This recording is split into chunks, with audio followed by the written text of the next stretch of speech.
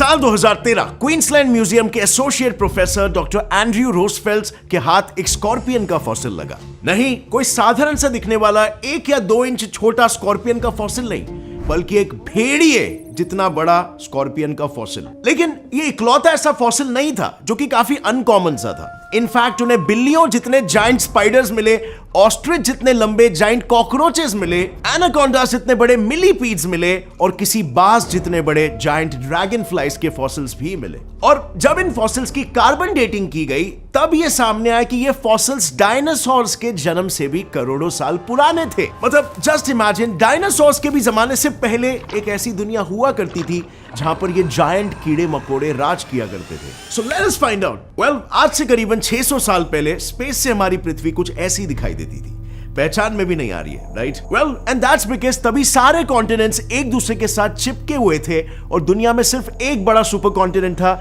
जिसका नाम था पेनोटिया सुपर कॉन्टिनेंट। ये मैं पैंजिया से भी पहले की बात कर रहा हूं। अब at the same time internally पृथ्वी पर जमीन पूरी तरीके से बंजर थी, ना कोई जानवर, ना कोई पेड़, ना जीवों को जिंदा रहने के लिए एक परफेक्ट एटमॉस्फेयर। उस वक्त हमारे पृथ्वी के पास एक एटमॉस्फेयर तो था, एक रूडिमेंट्री, एक बेसिक सा एटमॉस्फेयर, लेकिन उसमें ओजोन लेयर लैक हो रहा था और इसी वजह से यूवी रेज डायरेक्टली अर्थ में पेनिट्रेट कर पा रहे थे।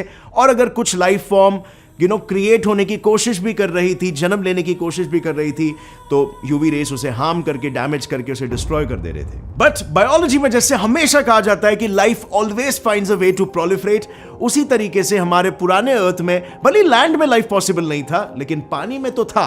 और पानी में स्लोली करके लाइफ डेवलप होने लगा in the form of amoeba और बाद में जाके थोड़ा मोर कॉम्प्लिकेटेड फॉर्म यानी कि एल्गी।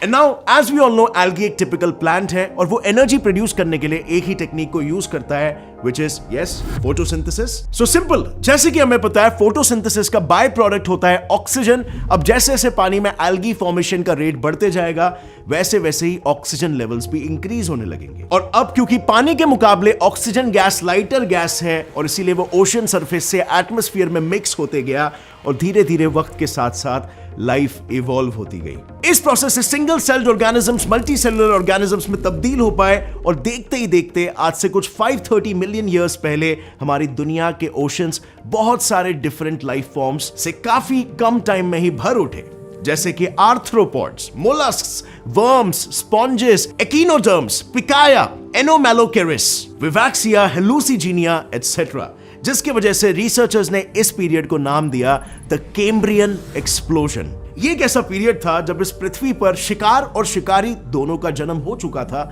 और इसी के साथ ही एक फूड चेन भी एस्टैब्लिश होना शुरू हो गया।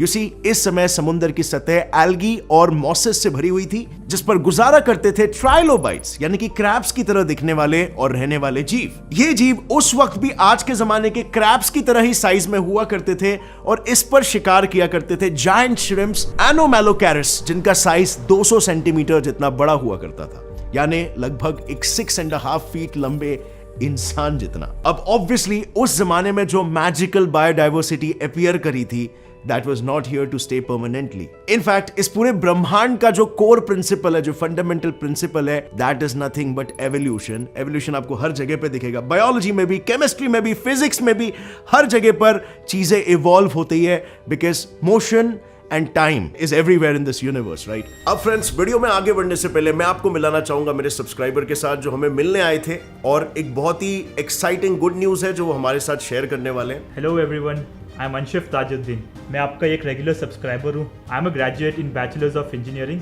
इन electronics and telecommunications department from Thakur college of engineering and technology. So I am a very career focused guy, and by watching sir's video I got to know about this re-level website by an academy, and by this I got to know about this. We clear this exam, then we can get a placement in a very attractive company with a cherry picking package. That's so एक test होता था जो clear करना होता था? Yes, that एक test होता था। आपने टेस्ट क्लियर कर लिया? Yes, that's right, एक टेस्ट क्लियर कर लिया। तो इसका प्रोसीजर कैसा है? So basically the step says आपको वेबसाइट पे जाना है फर्स्ट ऑफ ऑल, relevel.com। एक बार अच्छे से ग्लैंस कर लीजिए उसको, देख लीजिए क्या क्या ऑफर करता है, and then after that you have to apply for it. उसके बाद एडमिशन फॉर्म भरना पड़ेगा and it's natural process, you can do that, everyone can do that. एक डिटेल में भर दीजिए next step is to go through the courses खत्म होने के बाद you will get an idea of where you want to go, the companies which you want to apply for, the exam, how to clear it. So basically इनका जो सबसे interesting point है वो ये है कि यहाँ पर आपका डिग्री इतना मैटर नहीं करता है, बस आपको टेस्ट क्लियर करना है. टेस्ट आपने क्लियर कर लिया तो आपको बेस्ट से बेस्ट पैकेजेस दिलाते हैं. सो री-लेवल इस मामले में बहुत इंटरेस्टिंग है कि आपको बेसिकली टेस्ट क्लियर करना है. आपकी डिग्री इतना मैटर नहीं रखती, बट आपने टेस्ट क्लियर कर लिया तो आपको आपके डिग्री से बेहतर जॉब भी मिल सकता है. यहाँ पर 800 से भी ज्यादा स्टार्टअप्स और कंपनीज है जो कैंडिडेट्स को हायर करने के लिए रेडी है. So click on the link in the description below,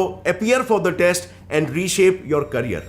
but उस पीरियड में कुछ ऐसा हुआ कि अचानक से एवोल्यूशन बहुत ज्यादा फास्ट हो गया.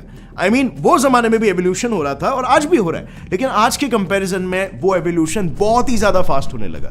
सो उसके पीछे रीजन क्या था? वेल, इस चीज के पीछे काफी सारे साइंटिस्ट अभी भी रिसर्च कर रहे हैं कि वो एग्जैक्ट लिंक क्या था कि एवोल्यूशन इतना ज्यादा स्पीड फास्ट हो गया. और इसीलिए इस पीरियड का नाम भी पड़ा है द कैम्ब्रियन एक्सप्लोजन, यानी एक छोटे से पीरियड में एक्सप्लोजन ऑफ स्पीशीज होने लगे. सो पृथ्वी में सिचुएशन कुछ इस तरह था कि लाइफ रैपिडली इवॉल्व भी हो रही थी और उसे सरवाइव कराने के लिए जरूरी ऑक्सीजन भी भरपूर मात्रा में मौजूद था. लेकिन पानी के बाहर अगर आप नजर घुमाते तो जमीनें अभी भी बंजर थी. कैम्ब्रियन एक्सप्लोजन के करोड़ों साल बाद भी सभी लिविंग ऑर्गेनिजम्स और प्लांट्स पानी के अंदर ही पनप रहे थे. जमीन पर प्लांट्स या एनिमल्स का कोई भी नामो निशान नहीं था, घास का एक तिनका तक नहीं था. और इसके पीछे का रीजन क्या था हमने कुछ ही टाइम पहले डिस्कस किया. वेल यस, सन की हार्मफुल यूवी रेडिएशन. लेकिन आज से करीब 460 मिलियन साल पहले फाइनली ओजोन लेयर बनके रेडी हो चुका था because of all that extra oxygen. यानी कि अब लाइफ वाटर से लैंड पर इजीली ट्रांजिशन कर सकती थी, अपने प्रेडेटर्स से बच के सरवाइव कर सकती थी. लेकिन उस समय तक जैसे हमने जाना कि बायोडाइवर्सिटी बहुत बढ़ चुकी थी, जिस वजह से शिकारियों की संख्या भी बहुत बढ़ चुकी थी. और वो शिकारी भी मामूली साइज के नहीं थे, बल्कि इतने विशालकाय थे कि वो हमारे आज के ग्रेट व्हाइट शार्क्स से भी बड़े हुआ करते थे. और इसीलिए फिर उनसे बचने के लिए कुछ जानवरों ने हमारे जमीन की तरफ अपने कदम बढ़ाए और आर्थ्रोपॉड्स, रेप्टाइल्स और बाकी के सभी ऑर्गेनिजम्स ने जमीन पर अपनी नई दुनिया बनाना शुरू कर लिया. लेकिन इन ऑर्गेनिजम्स द्वारा बनाई गई दुनिया तो बस एक शुरुआत थी, क्योंकि आने वाले कुछ ही सालों में वक्त के साथ इस दुनिया का नक्शा ही बदलने वाला था. जैसे ही लाइफ ने जमीन पर कदम रखा, मानो वो जैसे दौड़ने ही लगे. एल्गी जैसी सिंगल सेलुलर बीइंग्स फंगस में तब्दील हो गए, फंगस से छोटे प्लांट्स और छोटे प्लांट से 100 फीट लंबे पेड़ों में इवॉल्व हो गए. और बस फिर क्या था, पूरे पृथ्वी पर एक घना बड़ा सा ट्रॉपिकल जंगल खड़ा हो गया जो बहुत हद तक आज के फॉरेस्ट की तरह ही दिखता था. इस पीरियड को रिसर्चर्स ने नाम दिया द कार्बोनिफेरस पीरियड. अब इस पीरियड का नाम सुन के अगर आपको यह लग रहा होगा कि it is somehow related to carbon, well then you are right. See, इस समय तक ट्रीज और प्लांट लाइफ फॉर्म हो चुकी थी, पर जैसे हम सब जानते हैं अगर कोई भी चीज जन्म लेती है तो उसका अंत होना भी तय होता है. और वैसे ही ट्रीज तो बढ़ रहे थे, पर एक समय के बाद वो मर भी रहे थे. लेकिन बस प्रॉब्लम ये थी कि इन ट्रीज के मरने के बाद उन्हें डिकम्पोज करने वाले बैक्टीरिया अभी तक इवॉल्व ही नहीं हुए थे, जिसकी वजह से इन मरे हुए पेड़ों पर वक्त के साथ मिट्टी की परत जमा होती गई और पेड़ जमीन के और नीचे नीचे धंसते गए. और फिर जितने वो नीचे धंसते गए, टेम्परेचर और प्रेशर बढ़ता गया. और कई सालों के हाई प्रेशर और टेम्परेचर्स के बाद ये ट्रीज कोल में कन्वर्ट हो गए. यस, बेसिकली आज हम जिस कोल की मदद से एनर्जी जनरेट करते हैं वो इस पीरियड में, मतलब आज से 358 मिलियन साल पहले मरे हुए पेड़ों के फॉसिल्स हैं. और सैडली हम इस फ्यूल को भी ऑलमोस्ट खत्म ही कर चुके हैं. पर लकीली इनमें से कुछ पेड़ कोल में कन्वर्ट हुए ही नहीं और उनके फॉसिल्स रिसर्चर्स के हाथ लगे, जिन्हें स्टडी करने के बाद यह सामने आया कि करोड़ों साल पहले मिले हुए फॉसिल्स आज के ट्री से काफी हद तक मिलते जुलते हैं, सिवाय एक चीज के, ट्री ट्रंक्स में दिखाई देने वाली रिंग्स. बेसिकली अगर आपने कभी वुड का क्रॉस सेक्शन व्यू किया होगा तो उसमें कई सारे रिंग्स आपको दिखाई देते हैं, कुछ इस तरह, जिनकी मदद से उस पर्टिकुलर जगह के क्लाइमेट का अंदाजा लगाया जा सकता है. मतलब जैसे ट्रीज का ग्रोथ रेट बढ़ते जाता है, उनके रिंग्स भी बढ़ते जाते हैं. सो ऑब्जर्वेशन के अनुसार ऐसा पाया गया कि अक्सर अगर ट्री रिंग्स वाइडर होते हैं तो उस रीजन का क्लाइमेट वार्म और वेट होता है, और अगर फाइन ट्री रिंग्स होते हैं तो क्लाइमेट कोल्ड एंड ड्राई होता है. पर हमें मिले हुए फॉसिल्स में कोई रिंग स्ट्रक्चर था ही नहीं. सो इसका मतलब यह होता है कि उस रीजन में सिर्फ एक ही सीजन था, लेकिन फिर भी इस कॉन्स्टेंटली ह्यूमिड ट्रॉपिकल एनवायरनमेंट में कई सारे एनिमल्स अपना घर बना रहे थे.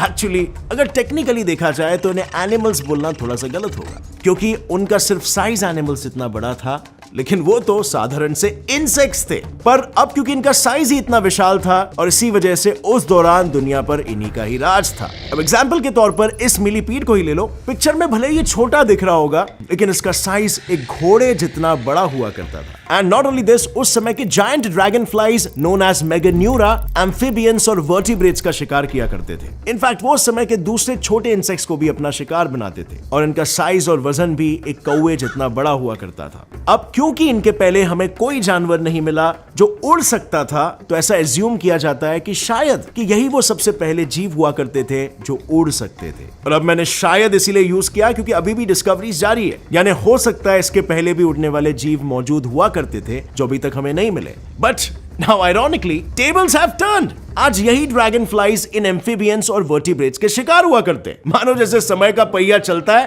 तो वक्त बदल जाता है, बट एवोल्यूशन की भाषा में इसे कहेंगे the survival of the fittest, right? और अब जैसे कि मैंने शुरू में बताया था, रिसर्चर्स को इस पीरियड के फॉसिल्स में 1 मीटर लंबे स्कॉर्पियंस का भी फॉसिल मिला है। तो यहां नेचुरल क्वेश्चन ये आता है कि ये सभी इंसेक्ट्स का साइज इतना बड़ा होने के पीछे वजह क्या थी? वेल, यू सी, उनके इतने बड़े साइज के होने के पीछे की वजह थी उनका रेस्पिरेटरी सिस्टम। इंसेक्ट्स के पास हमारे जैसे लंग्स नहीं होते और ना ही वो नाक से सांस लेते हैं। वो ब्रीदिंग के लिए उनकी स्किन का यूज करते थे। बेसिकली इन इंसेक्ट्स की स्किन पर पोर लाइक स्ट्रक्चर्स होते थे which is known as spiracles. इसकी मदद से इंसेक्ट्स ऑक्सीजन को बॉडी के अंदर एब्जॉर्ब करते हैं। अब क्योंकि 300 मिलियन साल पहले ऑक्सीजन की मात्रा आज के मुकाबले 15% ज्यादा थी और इसीलिए जितना ज्यादा ऑक्सीजन उतनी बड़ी स्किन और जितना कम ऑक्सीजन उतनी छोटी स्किन। इनफैक्ट साइंटिस्टों ने जब एक कंट्रोल्ड एनवायरनमेंट में इंसेक्ट्स को आर्टिफिशियली हाई ऑक्सीजन सप्लाई देना शुरू किया, तब उन्होंने ये ऑब्जर्व किया कि उन इंसेक्ट्स की नई जनरेशन का साइज पिछली वाली से काफी ज्यादा बढ़ चुका था। पर जल्द ही इन सारे बड़े जीवों का अंत एकदम नजदीक था क्योंकि अर्थ रेडी हो चुका था अपने सबसे बड़े मैस एक्सटिंक्शन के लिए, which is Permian mass extinction. पृथ्वी पर टेक्टोनिक प्लेट्स की मूवमेंट्स की वजह से जगह जगहों पर वोल्केनिक इरप्शंस होने लगे और वोल्केनो से निकला सल्फ्यूरिक गैस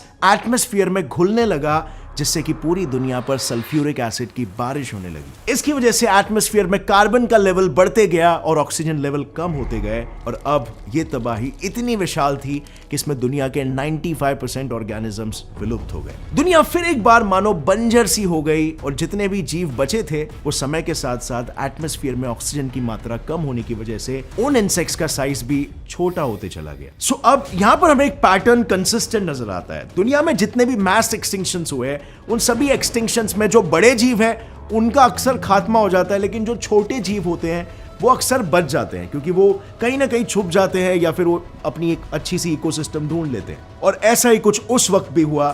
जो बचे कुचे छोटे छोटे जीव बच गए थे, उन्होंने फिर बाद में जन्म दिए आगे की प्रजातियों को। सो फ्रेंड्स, ये जो हमने सीरीज ऑफ इवेंट्स डिस्कस किए, ये सीरीज ऑफ इवेंट्स एक्चुअली में डायनासोर के पहले के। सो इमेजिन करो अब तक डायनासोर्स भी नहीं आए और पृथ्वी पर कितना कुछ हो चुका है लाइफ को लेकर। अब ये लाइफ का विषय मुझे पर्सनली काफी ज्यादा फैसिनेट करता है कि कैसे एक सिंगल सेलुलर फॉर्म से, यार सिंगल सेलुलर भी छोड़ो, उससे पहले कैसे जस्ट कुछ बेसिक लाइफ के कॉन्स्टिट्यूएंट से, प्रोटीन्स, लिपिड्स, न्यूक्लिक एसिड्स, ये सबसे आगे जाके लाइफ इवॉल्व हो चुकी, कैसे डीएनए बना, कैसे इंफॉर्मेशन ट्रांसफर पॉसिबल हो पाया। Well, this is truly beauty of nature. और इस पे मैंने एक लाइव स्ट्रीम कंडक्ट किया था। उस लाइव स्ट्रीम का टॉपिक होगा why science says God doesn't exist. वो आप ऊपर आई बटन पर दबा के देख सकते हो। अच्छा खासा 3 घंटे का लाइव स्ट्रीम में आपको बहुत ही ब्रिलियंट पर्सपेक्टिव मिलेगा कि लाइफ की ओरिजिनेशन एक्चुअल में कैसे हुई थी। अगर इस वीडियो से आपको कुछ भी नया सीखने मिला, एक लाइक जरूर ठोकना। Get set fly science channel को भी सब्सक्राइब कर लो और बेल नोटिफिकेशन दबाओ ताकि आगे आने वाली हमारी कोई भी वीडियो की अपडेट आप मिस ना कर सको। See you next time friends. Till then as always stay curious, keep learning and keep growing. जय हिंद।